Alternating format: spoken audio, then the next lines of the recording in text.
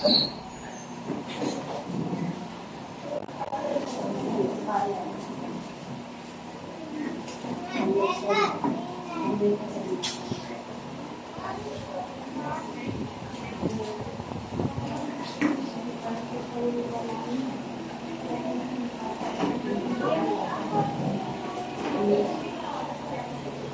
po magpapalang umaga sa ating lahat. Ang pupurihin si Dory, and welcome sa bawat isa na naririto. And welcome din sa mga kapatid natin o kasama natin online. Ayan, pupurihin si Dory sa kanyang kabutihan. Parang kailangan na natin ulit ng mga upuan. Kailangan natin mag-add. Kasi kulang pa din tayo.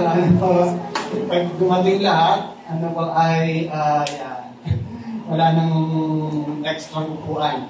Yan. Pero salamat kay Lord, sa kanyang ginagawa. Habang tayo nag-worship, titingnan ko po yung ating kalagayan. Naalala ko itong topic natin last December. Give thanks and rejoice in the Lord for the coming great harvest. And hindi pa naman natatapos yung taon, nakikita natin na ang Panginoon ay talagang tumato. Hintayin pa natin yung talagang harvest, financial harvest, para makalabas tayo and hindi rin kayo mahirapang umakon. So talagang nananalangin tayo ng isang lugar, na mapagtatayuan mas malaki-laki. So, sabihin na natin, mas malaking church building. So, talagang apulihin ko si Lord, sa kanyang ginagawa, sa ating mga buhay. Pero syempre, hindi naman, ang mahalaga, talagang marami yung nakakakilala kay Lord, pero hindi sa lahat, mas kita mahalaga yung ang bawat nakakakilala kay Lord ay talagang dumalago sa kanilang pananampalataya. Isa, lagi nga sinasabi, hindi naman ito yung nakadabato pa lang ng church. Hindi lang yung nakaka-attend tayo ng church, kundi talagang tayo merong relasyon sa ating pong Panginoon. Yun po yung napaka-halaga. And, ayan. So, umaga nito po, napag-aralan ulit natin, ito yung second part ng ating pag-aaral patungkol sa pananampalataya. Nung nakaraan, last week, nag-share ako patungkol sa pananampalataya. Ito po ay karugtong lang nun. Tayo muna yung manalangin. Lord, kami pinagpapasalamat sa umaga ito, Panginoon. Salamat sa pagkakataon, Lord, ng inyong mga anak ay magkatipon. Salamat din, Lord, na may pagkakataon kami na makapag-aral ng inyong mga salita. Lord, we pray na patuloy niyong buksan ang aming spiritual na kaisipan, Panginoon. Patuloy niyong buksan, Panginoon, ang aming pong mga puso. Maging handa ito, Lord, sa pagtanggap ng inyong pong mga salita. Patuloy kayong magturo sa amin. Patuloy nyo kaming ituloy ka at patuloy nyo kaming gabayan at samahan, Panginoon. Dahil ngayon pag-aaral namin ang inyong mga salita at naway marami pa kaming matutunan. In Jesus' name, Amen. Ayan, ang ating pong verse ay same verse pa din. Matatagpuan natin sa Hebrews chapter 11 verse 6. Basahin ko po. Sabi dito, hindi maaaring kalugdan ng Diyos ang walang pananampalataya sa Kanya. Sapagkat ang sino man lumalapit sa Diyos ay dapat sumasampalatayan may Diyos. At siya ang nagbibigay ng gantimpala sa mga humahanap sa Kanya. Ulitin ko po, hindi maaaring kalugdan ng Diyos ang walang pananampalataya. So pagtatanungin po tayo, paano ba kalulugdan ng Diyos ang una sa lahat? Ano po ang isang tao? Paano ba malulugod ang Diyos sa isang tao? Ayon dito sa ating binasa, hindi maaaring kalugdan ng Diyos ang walang pananampalataya. So ibig sabihin po, ang taong kinalulugdan ng Diyos ay yung may pananampalataya. Amen. Yung po magkatao na lumalapit sa Diyos, na naniniwala o sumasampalataya, may Diyos. Ano kasi sabi lang, hindi ka lulugdan ni Lord. Ano ba, umatin po tayo ng church. May mga taong ganun, aatin ng church, pero hindi naniniwala, meron Diyos. Ano po? Pero maaaring ang sa kanilang isipan ay maka-attend. Religious activity lang. Makapunta lang sa church, na makita ng mga kaibigan na, sumimba ako. Nandito ako. Hindi po dapat gano'n. Dapat tayo pumupunta sa church dahil naniniwala tayo mayroong Diyos. Amen. Sumasampalataya tayo, may Diyos. Yes, sa umpisa po, na-invite lang tayo. Ganun naman lagi sa umpisa, na-invite tayo, pero huwag tayong tumigil doon. Kailangan makilala natin. Kung sino eh. Magkaroon tayo ng pananampalataya. Sa Kanya. Mag-review po muna tayo. Doon sa, para sa mga hindi naka-attend nung last time. Yung pinag-aralan natin yung pananampalataya. Una po yung natin, ano ba yung pananampalataya? Doon sa Hebrews chapter 11:10 verse 1, sabi po, ang pananampalataya ay katiyakan na mangyayari ang ating mga inaasahan. Sabi doon? Ang pananampalataya ay katiyakan na mangyayari ang mga bagay na ating inaasahan. So, yung pananampalataya po ay doon sa mga bagay na hindi pa natin nakikita at pinaniniwalaan natin na ito'y mangyayari. Yun po yung pananampalataya. Hindi po yung makita ko muna, bago ako maniwala. Baliktad. Hindi mo pa nakikita, pero naniniwala ka na mangyayari. Kaya nga tayo may pananampalataya na isang araw tayo po ay lalabas. Na isang araw tayo po ay magkakaroon ng mas malaking building. Hindi mainit. Yung komportable tayo. Pero hindi naman yung komportable na nakakatulog na tayo habang nasa church. Hindi naman ganun. Pero masarap naman na malamig-lamig yung ating pakiramdam. Habang nag-worship. Habang nakikinig ng salita ng Diyos. So, pero ito yung pananampalataya. Paniniwala. Or paninindigan. O yung iyong katiyakan. Meron kang kasiguraduhan na mangyayari po ang iyong inaasahan. Sabi ko dito, ang paninindigan tungkol sa mga bagay na hindi nakikita. Tulad din po, hindi natin nakikita. Ang Diyos, hindi natin siya nakita ng mukhaan. Pero naniniwala tayo na ang Diyos ay buhay. Na ang Diyos ay gumagawa. Yes po, totoo na hindi natin nakikita ng mukhaan ang Panginoon, pero nakikita natin yung kanyang pagkilos sa ating pong mga buhay. Kaya nga po, meron tayong mga patotoo. Kaya nga po tayo nananalangin.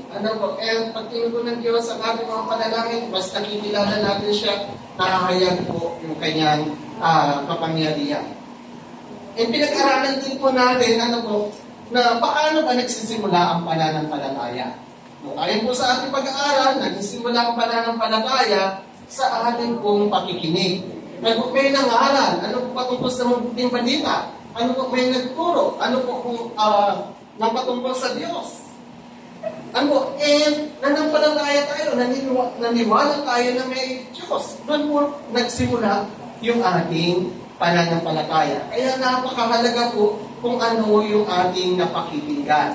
Mahalaga kung ano yung lagi nating naririnig. Kaya sabi ko nga, sa mga estudyante, mostly, full day, nandun sila sa school. Nag-aaral, natututo, nakikinig sa kanilang teacher. And pagdating naman sa bahay, napapakinggan naman nila ang kanilang mga magulang. Dapat hindi nawawala yung ating pakikinig sa salita ng Diyos. Napakahalaga po nun. And pinag-aralan din natin, kanino natin ibibigay, or kanino mo ilalaga ang iyong pananampalataya. Sino po yung iyong paniniwalaan, sino po yung iyong pagkakatiwalaan. Sabi ko nga po, hindi mo makasama, na tayo nagtitiwala, sa ating magulang, may minsan nagtitiwala tayo sa ibang tao, nagtitiwala tayo minsan sa ating kakayanan, pero dapat hindi hihigit sa Diyos. Laging una po ang Diyos. Siya yung unang-una natin pagkatiwalaan. Kasi ang tao, tayo pong lahat, ay, ano ba yung paliwanag ko doon? Limitado. Ano ba? Limitado yung ating kakayanan. Ano po? Limitado yung kaya natin isipin. Ano, pero sa Diyos, walang limitasyon. Ano po? Sa Diyos ay walang imposible. Ano po yung ating lakas, yung ating buhay, ano po? Yan po ay naglalao. Ano po yung ating ganda, yung ating kumyaman, lahat po yan ay maaaring mawala. Ano po? Pero ang Diyos ay laging nananatili. Amen. Yan, pinag-aralan din po natin no, na ang pananampalataya ay dapat natin panatilihin. Ano po na ang pananampalataya ay dapat din nag-grow. Ano po, hindi yung nakakilala na tayo kay Lord and after that ay tapos na. Hindi po ganun. Dapat nag-grow. Ano po, kung noon ang pagkakilala ng natin kay Lord ay siya ay tagapagligtas. Ano, pero habang tumatagal, ano po, mas lumalalim. Ano po yung ating pagkakilala sa Panginoon. Hindi lang siya tagapagligtas. Ano po, siya ay hari ng mga hari. Siya ay makapangyarihang Diyos. Ano po, siya ay banal. Ano po, ibig sabihin nag-grow yung ating din pong pananampalataya. Kung dati ay maliit lang, ang ating pananampalataya, ano po, habang tumatagal, lumalaki ng lumalaki yung ating pagtitiwala kay Lord. Yan. At pambali po doon sa ating pinag-aralan, ano po ang pananampalataya ay dapat nakikita sa ating mga gawa. Na hindi lamang po yan sa ating salita. Hindi lang natin sinasabi, ay naniniwala akong may Diyos. Kasi marami nagsasabi na sila'y naniniwala na may Diyos, ano po, pero hindi naman nakikita sa kanilang buhay na mayroong Diyos. Ano po, dapat kung naniniwala tayo na mayroong Diyos, ano po, kumikilos tayo, ano po, na mayroon talagang Diyos. Ano po, ibig sabihin nakikita, ano po, sa ating kilos, ano po, kung ano yung ating pinapanampalatayaan. Ayan. And punta lang po tayo, ano po, sa ating pag-aaral ngayong umaga. At ngayong umaga po, yan, ang ating naman pag-aaralan ay ano ba yung benepisyo? O ano ba yung blessing? Ano po, ng taong sumasampalataya sa Diyos? Ano po, ano ba yung kahihinatnan? O ano ba yung maaaring maranasan? Ano po ng isang tao, ano po na nananampalataya o iba'y pananampalataya sa Diyos. Yan po yung ating pag-aaralan. Yan. Una po, acceptance of offering and find favor in God's eye. Ano po, ito yung una.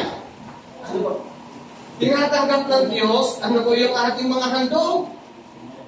Ano po?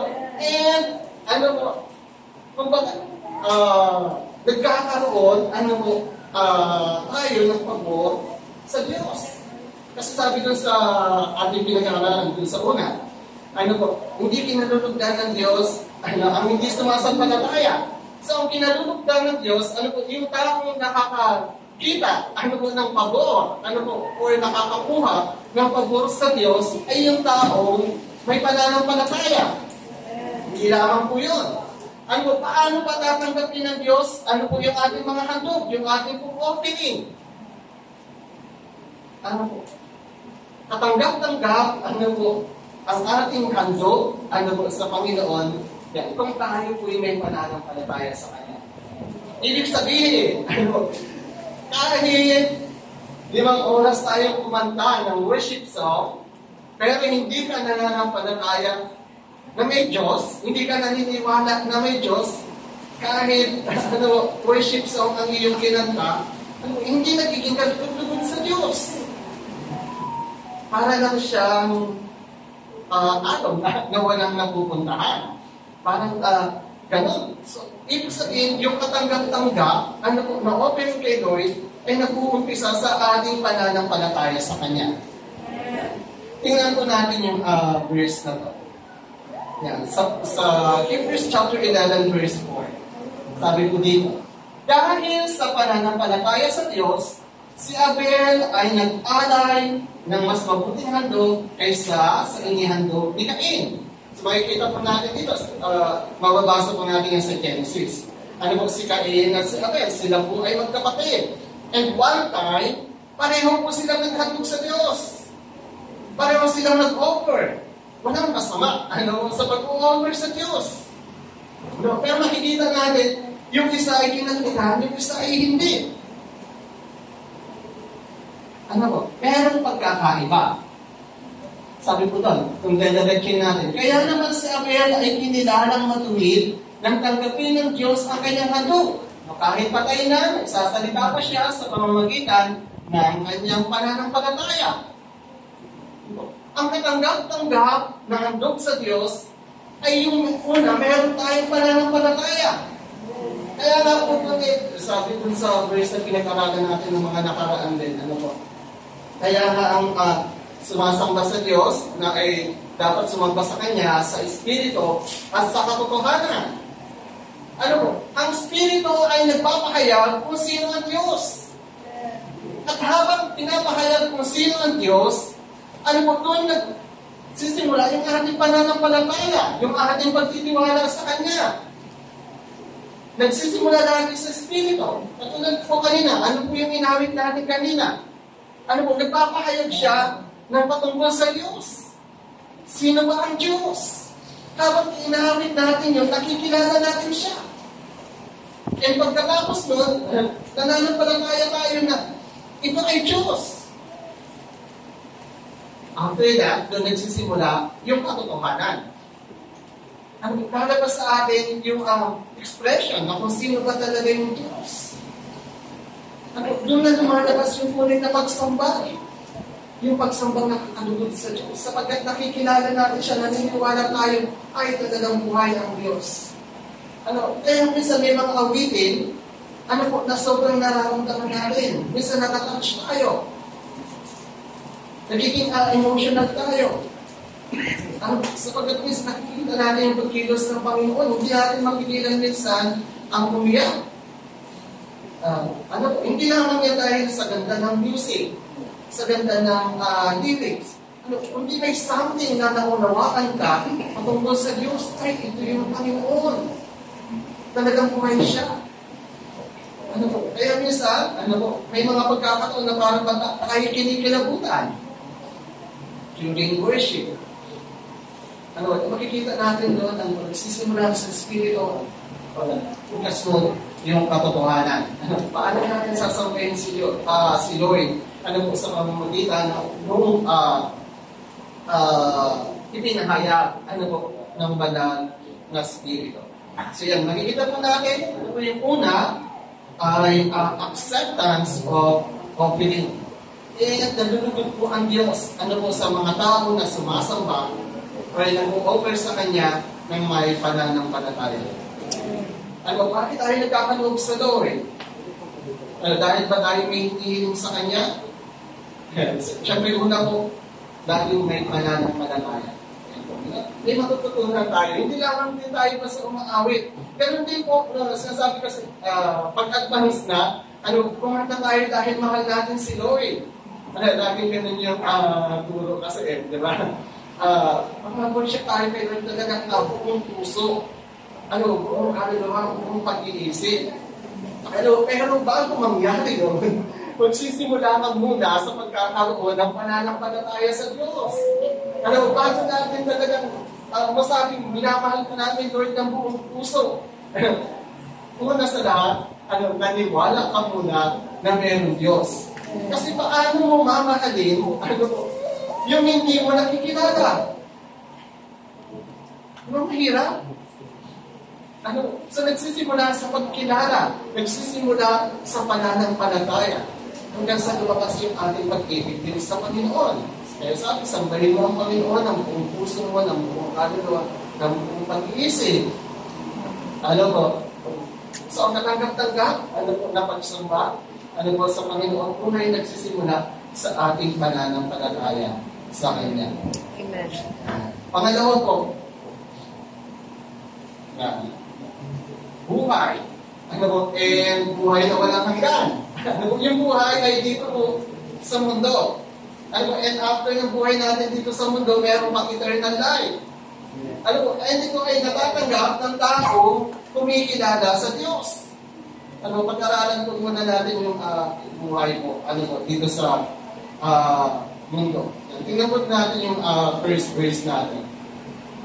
Yan, sa verse 5 po, ng Hebrews chapter 11, sabi po dito, dahil sa pananampalataya, si Enoch ay hindi nakaranas ng kamatayan. Hindi na siya nakita sapagkat kinuha siya ng Diyos. Sinasabi sa kasulatan na si Enoch ay naging kalugod-lugod bago siya kinuha ng Diyos. Kakaibang karanasan, kakaibang experience. Yung hindi ka makaranas ng kamatayan. Pero dahil, grabe siguro yung pananampalataya ni Enoch. Na hindi niya naranasan yung kamatayan dito sa mundo. Siya ay kinuha nito eh. Nagpapakita lamang na ang buhay at kamatayan ay hawak ng Diyos. Kung gaano yung ating itatagal dito sa mundo, ang Diyos po, kung may hawak, siya po yung nakakaalam ng lahat ng bagay. Siya po ang nagkakaloob ng buhay. Tingnan pa natin yung isang verse. Yan. Sa Hebrews chapter 11, verse 17 to 19, sabi po dito, nang subukin ng Diyos si Abraham, pananampalataya din ang nag-udyok sa kanya na ialay si Isaac bilang handog sa Diyos. So pag sinabing iahandog, that time, yun po ay papatayin.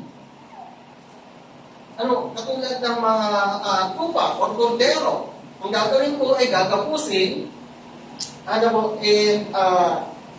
doon sa tumpok ng pato ng may gato, ay ilalagay doon, tapos papatayin, tapos susunugin. Ganun po yung paraan ng paghahandog. Ngayon po, sinubok ng Diyos ito si Abraham. Ang sabi ni Lord,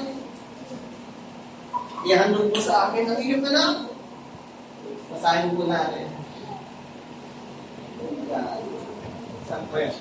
Kung ang puso niyang inihandog ang kaisa-isa niyang anak, gayong ipinangako sa kanya ng Diyos, na kay Isaac magmumula ang magiging lahi niya.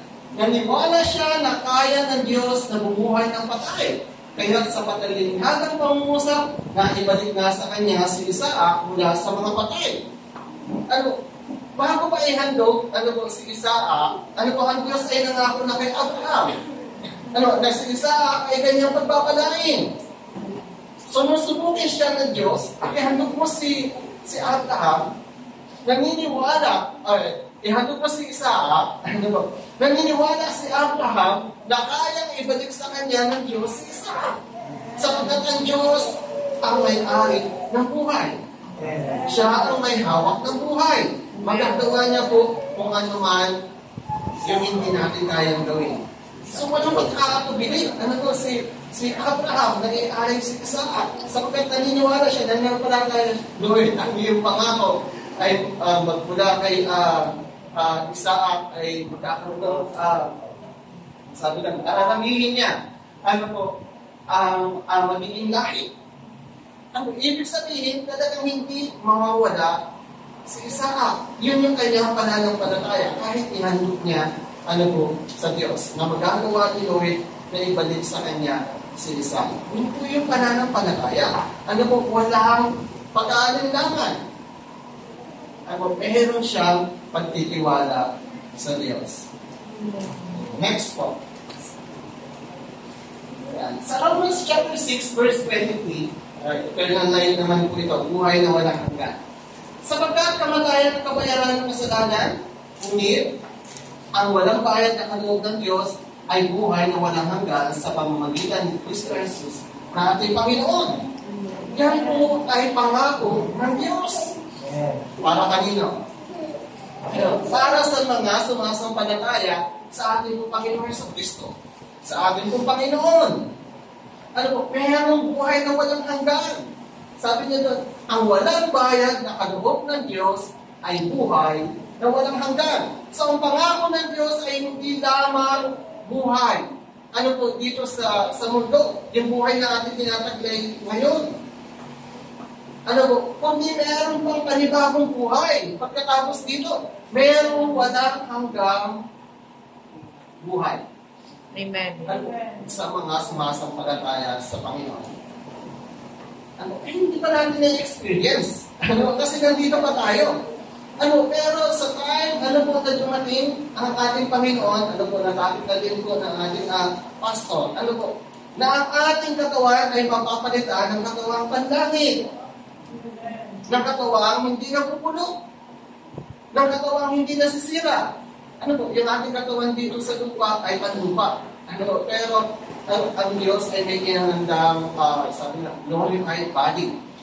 Para sa atin, ng mga sumasampalataya sa Kanya. Merong buhay na walang hanggan, nakaloob ang Diyos para sa mga sumasampalataya sa Kanya. Next po tayo. Salvation. Ito po yung, yung buhay na walang hanggan. Iba din po yung salvation. At pag tinagalog natin ang salvation, ay kaligtasan. Although minsan, pag tinatalakay ito ay nadadaanan yung buhay na walang hanggan. Kasi pag sinabing salvation, ang isipan kaagad natin ay about yun sa buhay na walang hanggan. Pero pag sinabi natin salvation ay kaligtasan, yes, fine po yung buhay na walang hanggan. Pero sabihin natin, kaligtasan. Pag sinabi natin salvation, is hindi lamang yung kaligtasang sasapitin natin, pagdating ng araw. Hindi lamang yung naligtas tayo dun sa kamatayan at naililipa, dun sa buhay na kaloob ng Panginoon.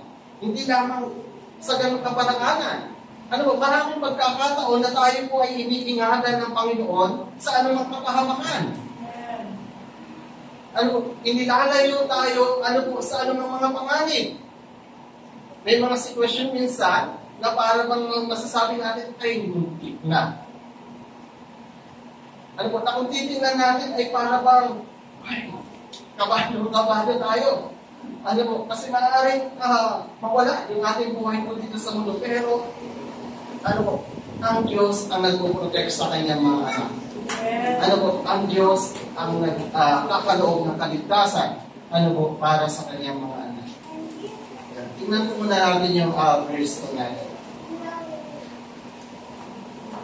Hebrews chapter 11 verse 7, sabi ko dito, dahil sa pananampalataya, pinakinggan ni Noe ang babala ng Diyos tungkol sa mga bagay na mangyayari. Ngunit hindi pa niya nakikita. Gumawa siya ng isang malaking barko upang siya at ang kanyang pamilya ay maligtas. Sa pamamagitan nito ay nakatulad ng sanlibutan. Ngunit si Noe ay idinilang ng matuwid dahil sa kanyang pananampalataya sa Diyos. So ang Diyos ay nagbigay ng babala. Magkakaroon ng malaking baha. Ang mga tao, nung kapanahon ng yun, ay hindi natiwala. Paano magkakaroon ng malaking baha? Napakaganda ng ating panahon. Pinagtatawanan nila si Noe. Sapagkat si Noe ay hindi gumawa ng bangka o gumawa ng barko sa tabi ng dagat. Siya'y gumawa ng barko sa taas ng bundok. Ganun katindi yung kanyang pananampalataya. Naniwala siya na magagawa ng Diyos kung ano yung kanyang sinabi. At dahil doon, siya po at ang kanyang pamilya ay naligtas. Ganun din po ang Panginoon ay lagi ay nagpahayag sa John 3:16. Sino nakaka sa ulo? Sabi si John 3:16, dahil nalamang ang pag-ibig ng Diyos sa sanlibutan, kaya itinagalob niya ang kanyang bugtong na anak upang ang sino mang sumampalataya ay hindi mapahama, kundi magkaroon ng buhay na walang hanggan. So ang nais ng Panginoon ng tao ay hindi mapahama. Nagbigay na ng babala. Meron kapahamakan pag hindi ka na ng palataya. Ano po ang tugon ng tao? Iba-iba rin. Bakit tayo narito? Sumampalataya tayo. Sa Panginoon, naniwala tayo, na merong kapahamakan. Na merong walang hanggang kamatayan, merong walang hanggang buhay. Para sa mga taong sumampalataya kay Lord, buhay na walang hanggan. Para sa mga tao na ayaw sumampalataya sa Diyos, merong kapahamakan. Katulad din ng panahon ni Noe. Ang Diyos ay nagbigay ng babala. Kaya naman sabi ng mga tao, imposibleng mangyari. Hindi mangyayari. Ganun din po ang isipan. Ano po ang marami sa mga tao ngayon? Pero mapalad, ano po, tayo. Mapalad ang bawat isa na nanampalataya at naniniwala ano po na merong Diyos, na merong buhay na walang hanggan. Kung tatanungin, sino yung may buhay na walang hanggan? Sila po na nananalig, sila po na nanampalataya sa Panginoon. Sino yung mga nalagdas sa kapahamakan? Sila po ng mga tao na nakikinig at nananampalataya sa Diyos. At hindi yung nagagawa or ang benepisyo ano po ng pananampalataya ng isang tao sa Diyos. Kaya po yan ay talagang napakalala. Mababasa natin ano po yung story ano po ni Noah. Ano po sa Genesis chapter 6 verse 9 and chapter 7, chapter 8 and chapter 9. Doon po natin mababasa ano po yung buong kasaysayan ano po ni Noe. So makikita natin doon, ano po merong salvation, ano po merong kaligtasan, ano po para sa mga tao na kumikilala sa buhay. Ano po, sabi ko nga, hindi lamang yung eternal death, ano po, kundi maging dito din, ano po, sa habang tayo nabubuhay dito sa mundo, ang Panginoon po ay patuloy tayong iniingatan, ano po, patuloy tayong sinasamahan, ano po, minsan siya ay nagpapahayag na sa atin, ano po, huwag kang pupunta sa lugar na to, maaaring may kapahamakan.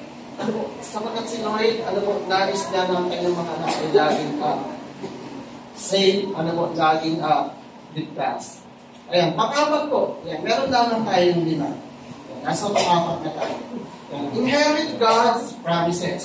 Ano po, yung matanggap natin ang pangako, ano po, ng ating po Panginoon. Basahin po natin yung verse. Next slide. Yeah. Sa verse 8 po, not verse 7. Hebrews chapter 11 verse 8, sabi po dito, dahil sa pananampalataya, sumunod si Abraham na siya'y utusan ng Diyos upang pumunta sa isang lupain itinangako sa kanya. Sumunod na siya kahit hindi niya alam kung saan siya pupunta. Nang si Lord ay mangako kay Abraham, bibigyan kita ng lupain. Meron akong lupain inihanda para sa iyo. Hindi pa yung nakikita ni Abraham. Hindi niya hindi niya alam kung saan siya pupunta. Pero ang kanyang alam ay merong inihanda si Lord para sa kanya. Kaya sumunod siya kahit hindi niya alam. Sapagkat nagtitiwala siya, meron siyang pananampalataya sa Diyos. Kahit dito, siya naging kalugod-lugod sa Diyos. Kung babasahin natin ang Biblia, napakaraming pangako, ng Panginoon. Ngayon din, napag-aralan natin nung nakaraang linggo. Senior ni Pastor. Merong city, merong lungsod na inihanda, ang Panginoon, para sa mga nananalig sa Kanya. Amen. Para sa mga sumasampalataya sa Kanya. So, masasabi natin, na dito sa lupa, maaaring pangit man ang ating tirahan, maaaring hindi man maganda yung ating kalagayan, pero merong napakagandang tahanan, na inihanda ang Diyos para sa Kanya. Sabi doon, ang lansangan ay ginto ng tayo. Ang lalakaran mo ay ginto. Lapit na yun.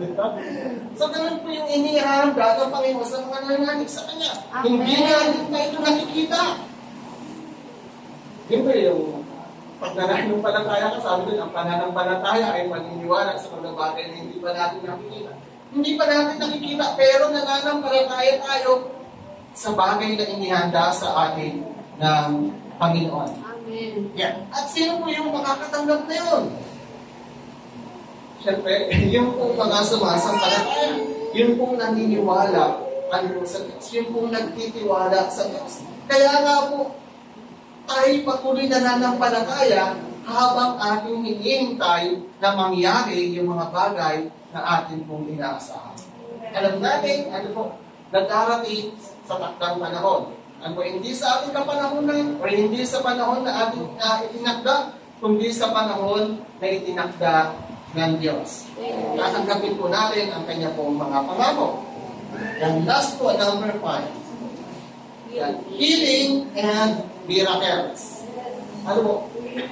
Ang mga taong sumasampalataya, ang mga taong nagtitiwala o naniniwala sa Diyos ay nagkakaroon ng kagalingan, nakakaranas ng iba't ibang himala.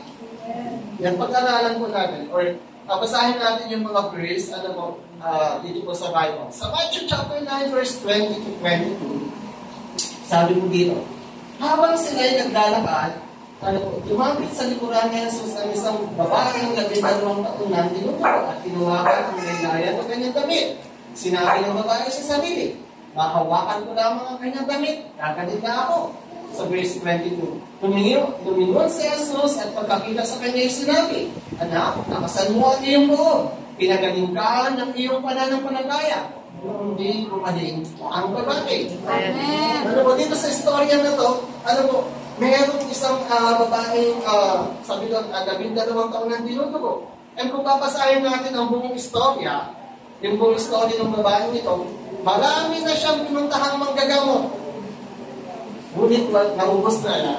Naubos na yung kanyang kayamanan sa pagpapagamot. Pero walang nangyari.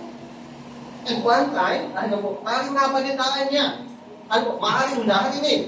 Sabi ko, napakalaga na natin naririnig. Mahalaga kung ano yung ating napapanggan. Maaaring narinig niya na si Jesus ay nakakapagpagaling.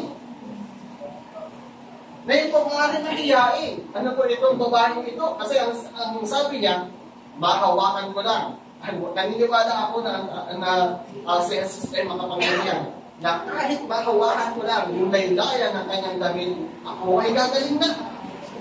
Yun yung kanyang paniniwala. Parang narinig niya makapangyarihan. Ano po, itong si Jesus, nakapagpagaling ng may sakit. At base sa kanyang narinig, nagkaroon siya ng pananampalataya. Mahawakan ko. Ibig sabihin, yun yung kanyang pananampalataya. Ganito kakapangyarihan. Ano po yung Panginoon na mahawakan niya dahil laylayan ng damit, siya po ay kakaling na. Dahil sa kanyang pananampalataya, natanggap niya po yung kagalingan. Amen. And next po. Pagkakasabihin natin, sa chapter 9, verse 28 and 30 naman, ito naman po ay patungkol sa dalawang bulag. Sabi ko dito, pagpasok niya sa bahay, lumapit sa kanya ang mga bulag. Tinanong sila ni Jesus, naniniwala pa kayo na mapapagaling ko kayo? May tanong, may question. Naniniwala ba kayo na mapapagaling ko kayo? Yun po yung tanong, ni Jesus, dun sa dalawang bulag. Pag tayo po itinanong, naniniwala ka ba na kaya kang pagalingin ng Panginoon? Naniniwala ka ba na ang Panginoon Jesus ay kayang gumawa ng himala? Naniniwala ka ba na magagawa ng Diyos ang mga imposibleng bagay? Naniniwala ka ba na kayang ipagkaloob ng Pinoy ang iyong pangangailangan? Naniniwala ka ba na makakamit po ang iyong pangarap sa pamamagitan ng biyaya at tulong ni Lord? Mahalaga po yung paniniwala. Mahalaga yung pananampalataya. Kaya sabi nung, ang sagot po ng dalawang bulag, wow po, Panginoon! Hindi po niya ang kanilang mga mata at sinabi, mangyari ang ayon sa iyong pananampalataya. Mangyari ang ayon sa iyong pananampalataya. Ano din po ang aking panalangin? Ano po ngayong umaga? Kung meron lang tayong hinihiling sa Panginoon at naniniwala tayo, na ito'y magagawa ng Panginoon, mangyari ayon po sa iyong pananampalataya. Mangyari at iyong inaasahan ayon sa iyong pananampalataya. Napakahalaga. Ano yung ating napapakinggan? Ano yung ating pananampalataya? Sa first 30, sabi ko doon, at nakakita na sila. May pinagpilihan sa kanila na Jesus na huwag sasabihin yun. Kanino? nangyari, ano po, yung pananampalataya, kung ano yung pinapanampalatayanan ng dalawang bulan, na sila ay mapapagaling ng Panginoon. Yan. Next po. Yan. Ito yung pang-last na verse natin. Sa Matthew chapter 15, verse 28, at sinabi sa kanya na Jesus, Ina, napakalaki ng iyong pananampalataya. Mangyayari ang hinihingin mo at hindi gumaling ang kanyang anak. Dito naman po sa bahagi nito, hindi yung may sakit, ano po, yung lumapit kay Jesus. Kundi yung ina, ano po, yung nanay, ano po, ng bata na may sakit. Ano po, sa storyang ito, ano po, itong babae nito, o itong nanay na ito, ay hindi Israelita. Siya po ay isang Cananea. At lumapit siya kay Jesus. Sabi ng Panginoon, pagalingin po ninyo ang aking anak. In fact, hindi yung sagot sa kanya ni Jesus. Ano po, sabi sa kanya ni Jesus, ano po, hindi maaaring ibigay, ano po yung pagkain ng anak sa mga tuta. O sa mga aso. Ano, pero sagot ng babae, totoo po, ano, pero ang mga tuta ay sumisimot. Yun lang yung mensahe.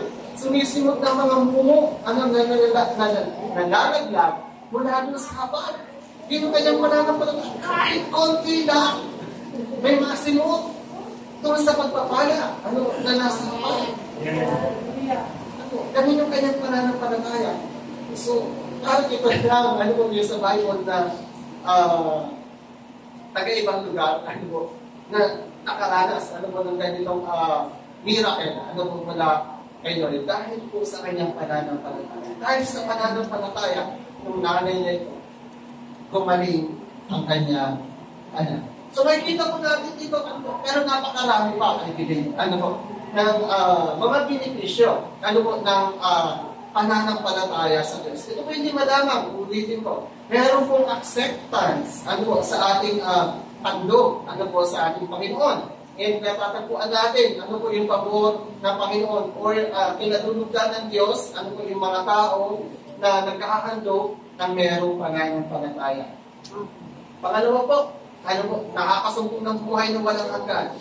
And maging yung buhay din po namin dito sa mundo, itinignas, ano po ng Panginoon.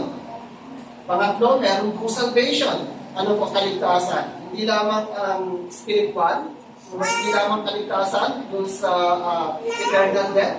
Ano po, kundi bawat araw tayo iniingatan ng Panginoon, ano po tayo inilalayo, ano po sa aming mga kapahamakan. Pang-apat po, ano po, ang mga taong nananampalataya ay nakakatanggap o sila yung makakatanggap ng mga pangako ng Diyos. And pang-lima po, ano po, mayroong kagalingan o nararanasan ng mga taong nananampalataya sa Diyos, yung kagalingan at yung iba't ibang mga himala. Tayo yung manalangin. Lord, hindi kami nagpapasalamat Panginoon sa umaga ito. Salamat, Lord, sa inyong mga salita. Continue to bless us, Lord. Bless niyo yung mga kapatid ko sa pananampalataya. And we pray, Lord, na patuloy namin kayong makilala. Patuloy na lumago yung aming pananampalataya, Panginoon, sa inyong parigat. Dalangin po namin na talagang puso kami magtiwala, Panginoon, at mag-alinlangan sa inyong Panginoon. And pray, Lord, na patuloy niyong samahan pa ang bawat isa sa amin. I-enjoy namin, Panginoon, ang susunod pang gawain. To you all the glory, Father God, in Jesus' mighty name. Amen.